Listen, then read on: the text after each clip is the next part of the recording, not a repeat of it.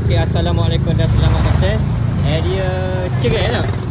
Cerai. Ni adik kau kakak ni? Adik.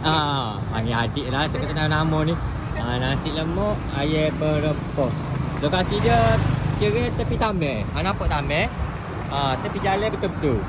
Okey, dia ada spaghetti, donat. Lepas tu ni ke apa ni? Kabu kaki ayam. Ni nak wayak ni Maggi goreng. Okey, nak wayak asam. Nasi lemak dia ni berharga RM5. Ada ayam gepuk. Kita nak kalau nak toleh ni. Toleh. Ya ada gepuk. Nasi lemak ni warna hijau. Dia portion dia memang menarik dan harga dia RM5. Nak cari mana sahabat? Murah. Pasti sedap. Kalau tambah telur siap tak? Tu standard lah kata. So lagi yang menarik sambal dia pekat. Sambal dia pekat. Mari support lah deh. Adik ni.